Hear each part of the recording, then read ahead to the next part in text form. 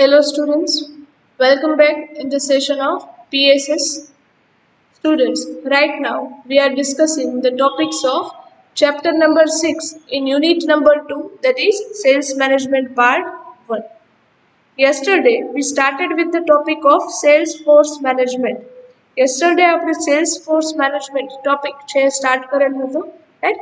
We first understood the meaning and definition of sales force management. Right? In that, in any sales organization, basically there are two type of sales employees. કોઈ પણ sales department છે એમાં બે ટાઈપના sales employees છે હોઈ શકે. First, non-managerial sales employees and second, managerial sales employees. One by one we will discuss all. First, we will discuss the non-managerial sales employees. Here 11 types of non-managerial sales employees are given, right? આ 11 types છે એ તમને in detail text બુકમાં explain કરેલ છે. Here I am discussing it with you, right? First non managerial sales employee is pioneer salesman. Pioneer salesman means what? This salesman is the first who sell the products in the market for the first time, right? જ્યારે કોઈ company newly products introduce કરે છે માર્કેટમાં, right? At that time, such salesmen will make the product popular and to promote the awareness in the mind of customers regarding the products. Generally, the main function of the pioneer salesman is to find out the markets for the new products. જે new products કંપનીએ launch કરેલ છે એ new product માટેનું market છે find out કરવું, એ task કોનું છે? It is the task of pioneer salesman. And he should try to make the product popular, spread maximum awareness about the products in the mind of the customers, right? For that, he should have enough self-confidence, vision, imagination, skill, creativity, and decision-making power. So, જ્યારે કોઈ new products માર્કેટમાં તમે introduce કરો છો, then it is the task of pioneer salesman to find out the market for the new products. Second one is traditional, or we can say dealer servicing salesman. Generally, the work of such salesmen is to go to the customers, or we can say traders, at regular intervals and take orders. આ સેલ્સમેનનું work શું છે કે કસ્ટમરને contact કરવા, traders છે, retailers છે એમને contact કરવા અને એમની પાસેથી ઓર્ડર્સ છે એ લેવા at regular time intervals, right? So the task or work of this salesman is easier. Why? Because એમની પ્રોડક્ટ ઓલરેડી માર્કેટમાં અવેલેબલ છે જ, પોપ્યુલર છે જ. એમનું ટાસ્ક, એમનું વર્ક એ જ છે કે કસ્ટમર અને રિટેલર્સ પાસેથી ખાલી ઓર્ડર્સ છે એ લેવાના. આ ખ્યાલ આવે છે, right? Number 3, merchandising salesman. Generally, the work of this salesman is not to take orders. આ સેલ્સમેનનું વર્ક ઓર્ડર્સ લેવાનું નથી, but to collect the required information about sales, and if there are any related questions or problems, then to resolve them satisfactorily. જો કોઈ cells related information છે જો એ collect કરવાનું કામ કરવું છે મર્ચેન્ડાઇઝિંગ સેલ્સમેનનું. એઝ આઈ ટોલ્ડ યુ કે આ સેલ્સમેન છે એ કસ્ટમર છે, રિટેલર્સ છે, હોલસેલર્સ છે એને વિઝિટ કરશે, પછી એમની જે પ્રોડક્ટ્સ છે કંપનીની એ પ્રોડક્ટ્સના રિવ્યૂઝ લેશે, એમનો ફીડબેક લેશે, એને રિલેટેડ કોઈ પ્રોબ્લેમ કે કોઈ ક્વેશ્ચન હોય તો એમને સેટિસ્ફેક્ટરી આન્સર આપી અને સોલ્વ કરશે. This is the task of merchandising salesman, right? So after every time he will approach the customer, retailer, wholesalers and traders and gather useful information for the company. Next is wholesaler salesman. Generally, wholesaler salesman is an important link between the company and the retailer. They contact the retailer. Wholesaler છે એ પોતે salesman appoint કરે છે, તો હોલસેલરના સેલ્સમેનનું work શું છે તો કે રિટેલર્સને contact કરવા, એમની પાસેથી ઓર્ડર્સ લેવા. સો again his work is also easy. Next, exporter salesman. Exporter salesman means generally exporting companies. That means which sell its products in the foreign markets. Appoint such specialized and skilled salesmen એ આવા exporter સેલ્સમેનની appointment કરે કે જે ફોરેનમાં export કરે છે goods, right. Such salesmen should have the complete information about the export process, rate of foreign exchange, government controls, knowledge about foreign markets and foreign languages, etc. Right? તો exporter સેલ્સમેનમાં skills અને એમની જે competence છે એ વધુ હોવી જોઈએ. Next number 6, salesman of general products. Students, the market for general products like કોઈ food grains છે, અનાજ છે, clothes, footwear, હોઝિયરી products, in short જે રેગ્યુલર પ્રોડક્ટ્સ છે, ડે ટુ ડે યુસેજની જે પ્રોડક્ટ્સ છે એ સેલ્સમેનને જે સેલ કરે છે એ સેલ્સમેનને આપણે શું કહીએ છીએ? સેલ્સમેન ઓફ જનરલ પ્રોડક્ટ્સ, કે જે આ બધી જનરલ પ્રોડક્ટ્સ છે એ સેલ કરે છે. Such salesmen should have the enough patience and politeness in his behavior, and his behavior should be pleasing પણ, right? એમનું બિહેવિયર છે પ્લીઝિંગ, આનંદ આપે એવું હોવું જોઈએ, plus he should have enough patience and politeness, નમ્રતા એનામાં હોવી જોઈએ. Next number 7, salesman of specialised products. Generally high priced જે પ્રોડક્ટ છે એ જે સેલ્સમેન છે એમને આપણે કહીએ છીએ salesman of specialised products. Generally, such salesmen will approach or contact the customer. એમને કોન્ટ્રેક્ટ કરશે. Try to create a desire in the mind of customer, right? And help them in taking the purchase decision. Such salesmen also called the creative salesmen. એમનું બીજું નામ શું છે? They are also called as the creative salesmen. જે high prized products છે, જે gadgets છે, electronic products છે, ડ્યુરેબલ પ્રોડક્ટ્સ છે, એમને આપણે કહીએ છીએ salesman of specialised products. Next number 8, counter salesman. Such salesman will remain at the store. Counter means a counter ઉપર જ રહેશે, મીન્સ એ કોઈ પણ શોપ છે, મોલ છે, તો એના કાઉન્ટર પાસે જ રહેશે, સ્ટોરમાં જ રહેશે, and stand behind the counter to sell the products. અને કાઉન્ટરની પાછળ ઊભા રહી અને ત્યાંથી જ પ્રોડક્ટ છે એ સેલ કરશે. He need not to go outside to sell the products. એને કંઈ બહાર જવાની રિક્વાયરમેન્ટ નથી, શોપમાં રહીને જ એને પ્રોડક્ટ છે એ સેલ કરવાની છે. Generally salesman working at mall, supermarkets, departmental stores, all are the example of counter salesmen. Next, traveling salesmen. નામ પરથી જ ખ્યાલ આવે students. Such salesmen move to different places, contact customer and sell the products. So he need to travel from one place to another to sell the products. So he should have the enough physical capabilities. એમનું physical structure પણ proper હોવું જોઈએ, કારણ કે અલગ અલગ areas છે, state છે, ત્યાંના વેધર પ્રમાણે એને સૂટ થવું જોઈએ. And he should have the complete product knowledge and all the promotional tools. Number 10 is engineer salesman. Generally, technical or industrial products are sold by such salesmen. કોઈ industrial products છે, કોઈ machine છે, tools છે, કોઈ equipments છે, એ generally કોણ cell કરી શકે? Engineer salesman, right. Such salesmen sell technical goods to be used in a factory. જે ફેક્ટરીઝને કંપનીમાં યુઝ થાય છે, મશીનરી, ટૂલ્સ છે, ગુડ્સ છે, એ આ સેલિંગ કરે છે. So he should have the complete knowledge and training about the usage of machinery, production process, technology etcetera. એને પોતાને પણ ખ્યાલ હોવો જોઈએ કે આ મશીન વર્ક કઈ રીતે કરે છે, right.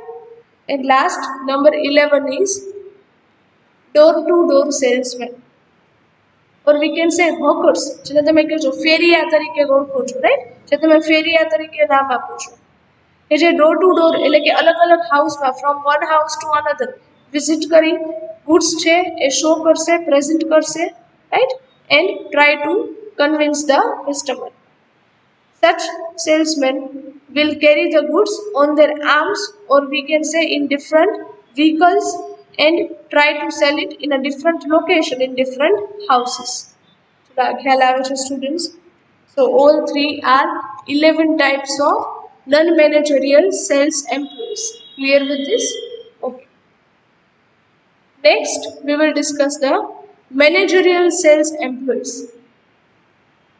Generally, the work of managerial sales employees is not to sell the products. એમનું વર્ક ડાયરેક્ટલી કસ્ટમર કે કોઈને પ્રોડક્ટ સેલ કરવાનું નથી. તો પછી then the work of managerial sales employees is to manage the sales activity. કઈ રીતે? Let's see. Read the first paragraph. Managerial sales employees do not directly sell the products or services. એ ક્યાંય directly product કે services cell કરવા માટે જાય નહીં.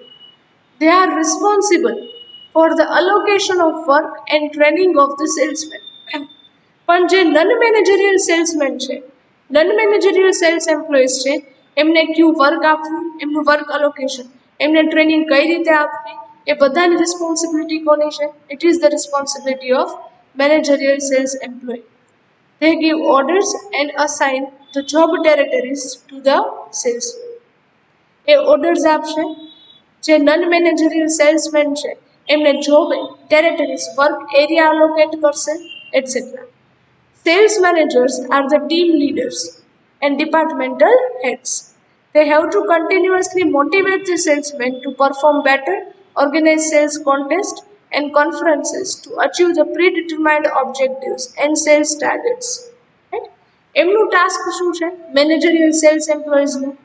કે એક તો એમના અંડરમાં જેટલા પણ સેલ્સમેન છે એમને વર્ક અલોકેશન કરવું, એરિયા અલોકેશન કરવું, સેલ્સ ટાર્ગેટ આપવા, એમને ઓર્ડર્સ આપવા, એમને મોટિવેશન કઈ રીતે આપવું, એમના માટે અલગ અલગ કોન્ટેસ્ટ કઈ રીતે અરેન્જ કરવી, કોન્ફરન્સીસ ઓર્ગેનાઇઝ કરવી, etcetera is the work of managerial sales employees.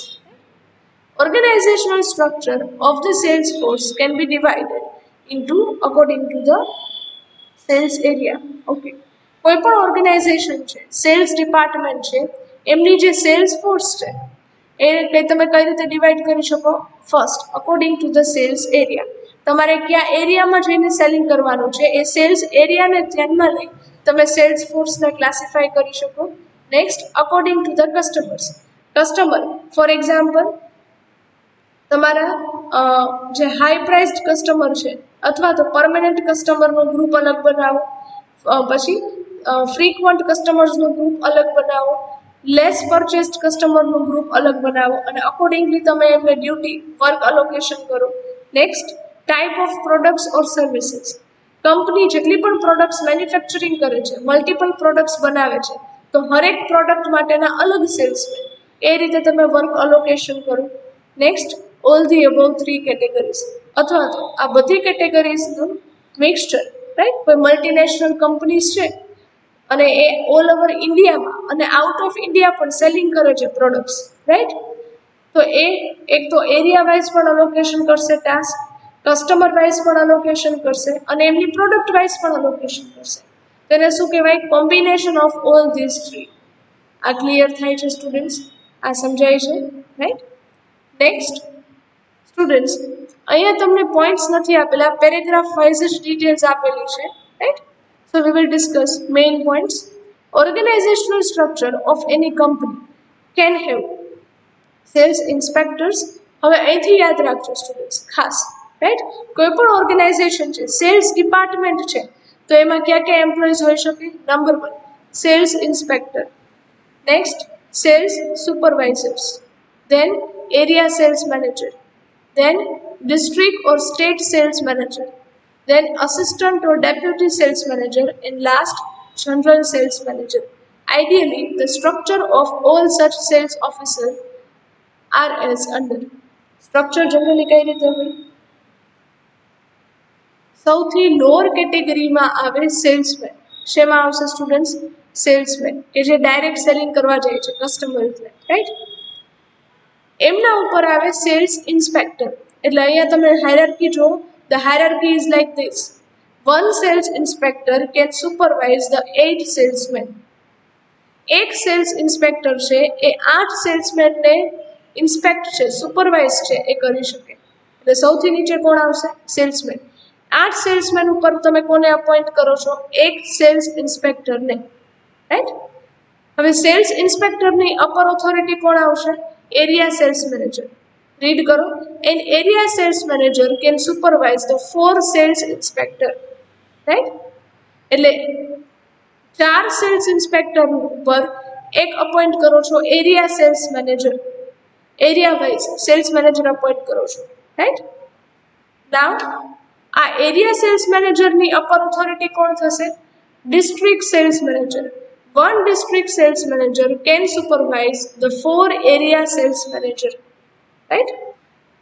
આવા 4 એરિયા સેલ્સ મેનેજર ઉપર સુપરવાઇઝ કોણ કરી શકશે? સુપરવિઝન કોણ કરી શકશે? One district sales manager. Next, એક ડિસ્ટ્રિક્ટ સેલ્સ મેનેજર હોય, રાઈટ, એવા 4 ડિસ્ટ્રિક્ટના 4 સેલ્સ મેનેજર ઉપર તમે કોને અપોઇન્ટ કરો છો? A deputy general sales manager can supervise the 4 district sales manager.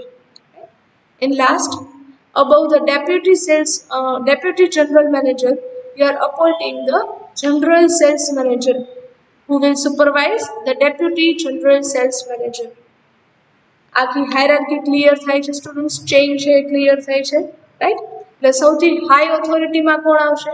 One general sales manager. એમના અંડરમાં કોણ હશે? Deputy general sales manager. એમના અંડરમાં એ સુપરવાઇઝ કરી શકે 4 ડિસ્ટ્રિક્ટ સેલ્સ મેનેજર. એમના અંડરમાં અપોઇન્ટ કરી શકે 4 એરિયા સેલ્સ મેનેજર. ધેન એમના અંડરમાં 4 સેલ્સ ઇન્સ્પેક્ટર અને એમના અંડરમાં 8 salesmen. Clear with this? Right? This is the hierarchy. Next, such structure of the sales force is called the linear structure. આ structure કેવું છે students? linear. Why? Because અહીંયા horizontal classification છે નહીં, ફક્ત એક vertical, એક linear તમે structure છે અહીંયા create કરેલ છે. Here the principle of unity of command is followed. Command means to give order. Here you can see કે sales inspector કોને order આપી શકે? salesman ને. Then okay, આપણે પહેલેથી લઈએ. જનરલ સેલ્સ મેનેજર કોને ઓર્ડર આપશે? Deputy sales manager. Deputy general sales manager કોને ઓર્ડર આપી શકે? District sales manager. District sales manager order આપશે એરિયા સેલ્સ મેનેજરને. એરિયા સેલ્સ મેનેજરે કમાન્ડ આપી શકે સેલ્સ ઇન્સ્પેક્ટરને અને સેલ્સ ઇન્સ્પેક્ટરે કમાન્ડ આપી શકે સેલ્સમેનને. સો યુનિટી ઓફ કમાન્ડ એ પ્રિન્સિપલ છે મેનેજમેન્ટનો, એ અહીંયા એપ્લિકેબલ છે. Efficient and productive employees will be given the promotions.